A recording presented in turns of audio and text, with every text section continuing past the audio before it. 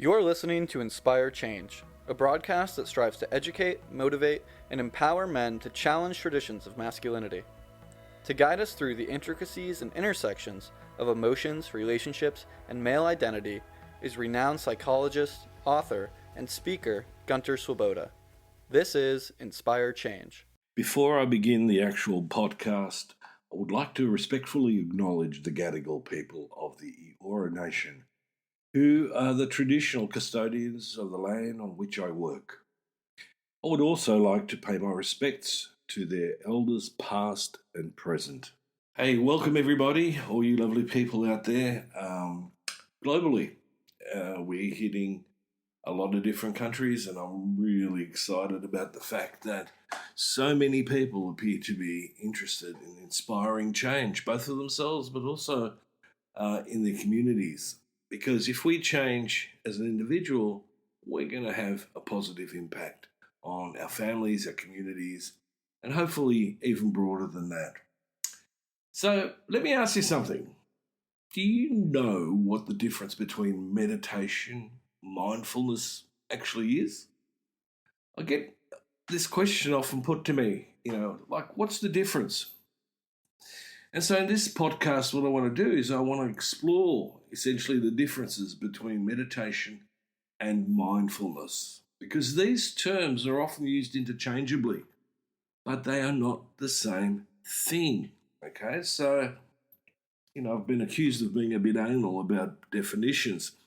And both in science, in philosophy, politics, wherever we go, we should actually be a little bit pedantic about how we use our language and the words of it and the concepts of it. So let me start off with sort of giving you an understanding of, in a short way, what meditation is about. So fundamentally, meditation is a practice where, as an individual, I train my mind to achieve a state of calm, to achieve a state of inner peace.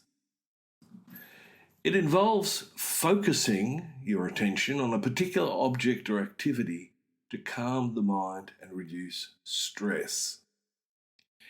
Now, this particular practice has been around for centuries and is found in lots of different cultures and traditions. Now, one of the things that I talk about when I look at what meditation really is about, for me, meditation is the act of sitting and simply observing my inner world. I don't engage with it. I'm not attached to it. And that includes thoughts, feelings, beliefs, attitudes, whatever is going on in my crazy head.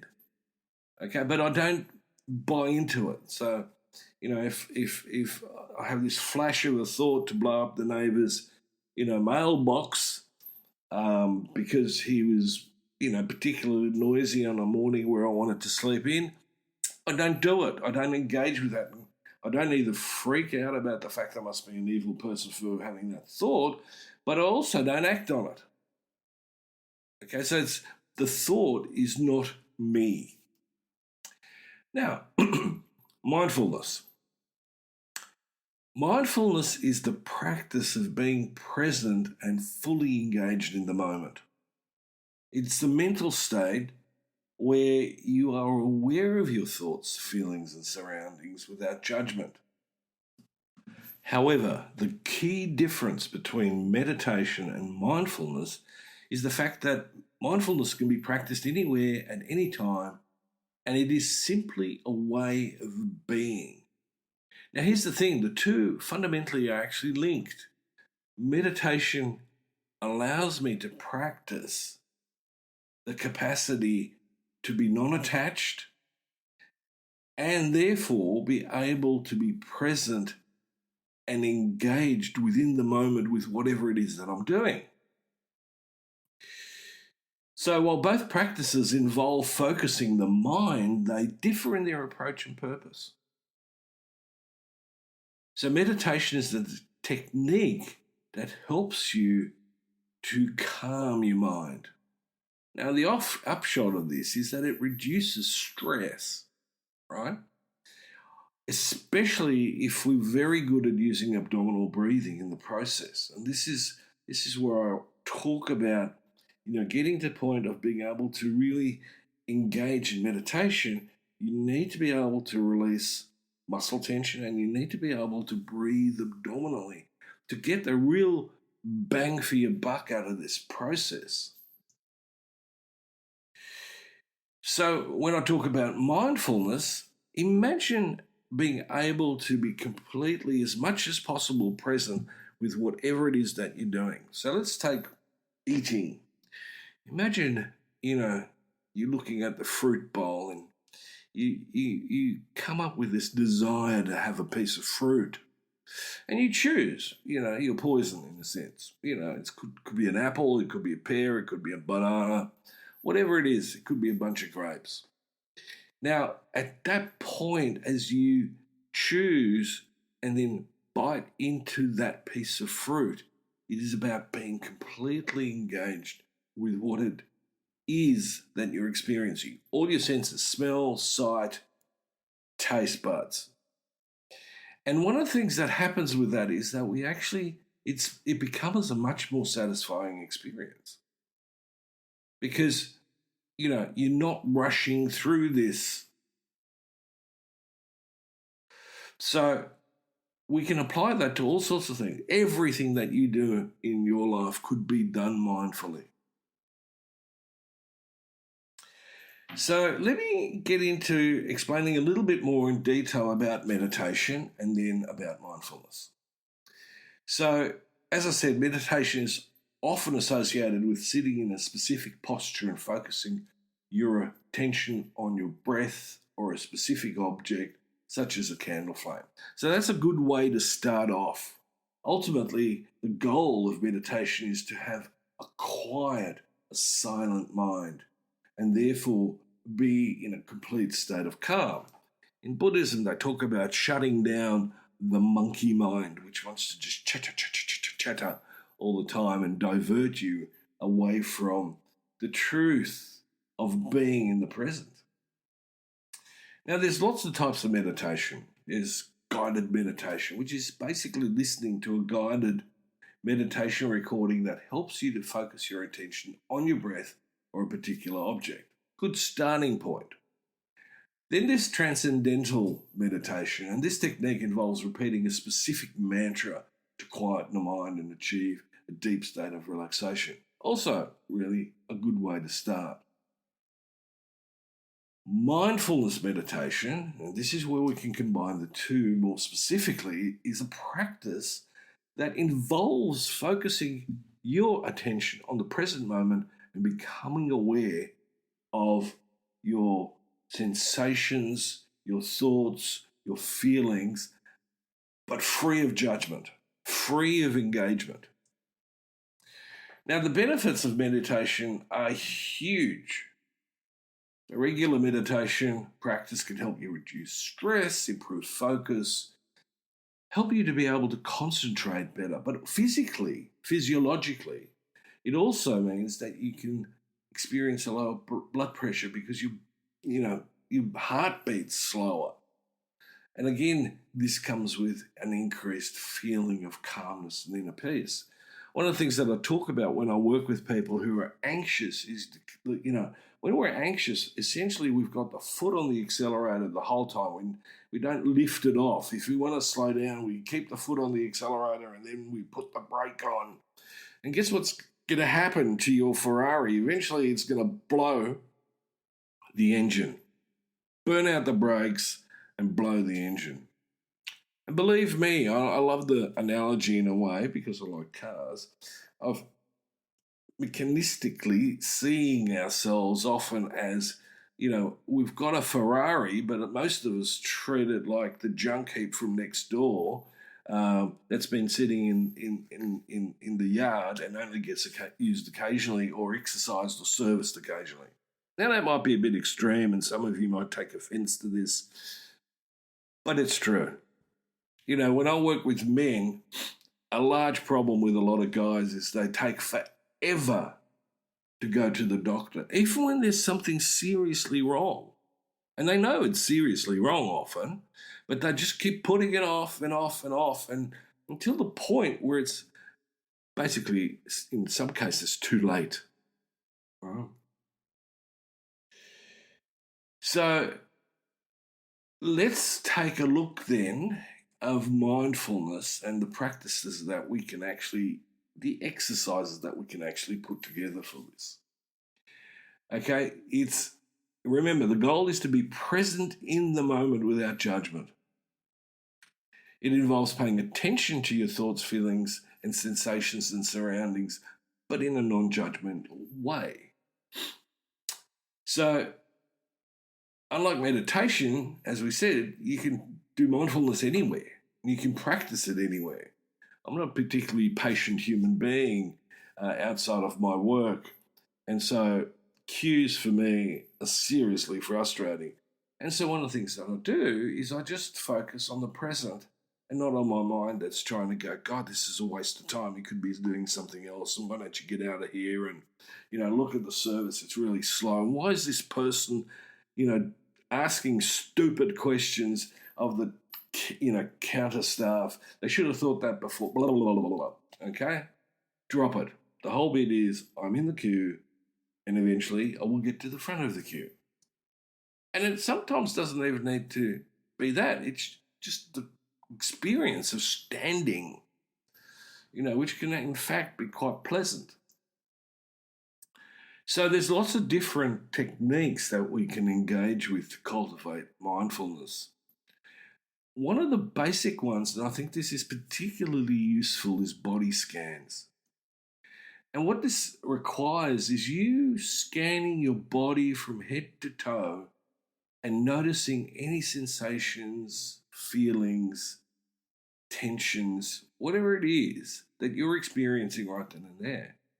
One of the things of practicing Zen in the beginning was that, within a little while my mind would, sort of pay attention to that. Oh, my leg's a bit tight, or my back's hurt. I've got this itch between my shoulder blades, and blah, blah, blah.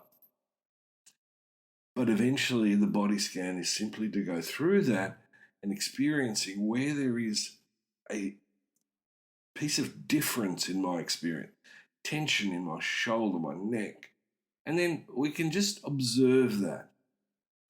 The other exercise is mindful breathing. Now, this technique involves focusing your attention on your breath. And I work with a very simple pattern of abdominal breathing where you go 5 seconds in, you hold it for 5 seconds, and then you breathe out for 5 seconds. And on the breath out, you just notice the exhale. Nothing else. Now, as I used food before, and yes, I do like my food. I enjoy it very much. And I'm a very mindful eater. I don't rush my food. I love to enjoy what it is that, and it is usually what my wife cooks, and she's a great cook. And so I want to be able to taste it and experience the different textures and smells and, tastes that come through, especially with something that's a little bit more complex, like a curry or, a stir fry made with different herbs and spices and so on. But, that is actually a technique, mindful eating. Enjoy the food more. When you take that sip of water, right? Some of you might have thought I was about to say wine. And you can do that. But even water has a particular, texture and, experience to take that in, that we can immerse ourselves in and be conscious of what it is. So like meditation, the benefits of mindfulness are legion. It's not just about reducing stress, and it does that. But it is a way of experience yourself and your environment in a much richer way. Often, and Zen points this out, a state of awareness is so shallow and narrow that our experience, our enjoyment, our satisfaction is actually so reduced. and that we either live in a state of regret or anxiety a lot of the time, about, what happened in the past, what happened in the future, rather than just being in the now and looking around and appreciating that. The acceptance of the now, the embracing of the now, is fundamentally the goal. And whether you get happy out of that or satisfied or whatever, that isn't the goal. It's the present, to be in the present. Even speaking with your partner, rather than paying attention to what your head's telling you about what she or he is saying, just pay attention. Hear, listen, mindfully listen. And then the next step, and I've done a podcast on this, is speak mindfully. Choose your words. Think about how you're going to phrase something and then express it. It's about being responsive, not reactive. So, if we're going to change for the better, individually and socially, both of these things can make an enormous difference. I often point out, if I could get, mindfulness and meditation practiced right through school, from the time the kid hits kindy to the time they come out of high school, it'll set a way of being for that student that's going to take them, into a much, much healthier place. We will have a greater sense of well-being, physically and mentally. But for whatever reason, we're really resistant to doing this. I get all sorts of, I didn't have time to do it. Right, but you do understand that the payoff in the long term is going to be really good. And so what a lot of people exercise in that is, and it gets in the way, is this present hedonism. I'll do the least amount of work in the moment according to how I feel, not according to what is in my best interest. See, as much as living in the present is important, there are maintenance things that we as human beings need to do that are going to give us longevity. Watch people smoke and they enjoy it. They take the cigarette out of the packet, they put it in their mouth, they take the lighter, they flick on the lighter, the flame bursts, and then they draw in deeply. And they hold it, and then they breathe out slowly. Now, it's a little similar, actually, to abdominal breathing, with the exception that when you're drawing in smoke, you're drawing in toxins that in the long run are likely to kill you. They're not going to enhance your being. Imagine being, wearing an oxygen mask so your body can just get that little bit more oxygen. Otherwise, you expire and your brain fries. That's not living. That's a disaster. I've never, I did work in aged care where a number of people had emphysema and lung cancer. And, the observation they always made was, I should have paid more attention. I should have stopped smoking. But, the crazy thing is, with the people that I worked with in those days, doctors were prescribing smoking for women to suppress appetite and even to help them to just be calmer. Yep, pretty nuts. And then we're talking about, the 40s and 50s, possibly going back further. So, being in the moment, being in the present is the foundation. The maintenance of it is the things you do to maintain that, to shore it up.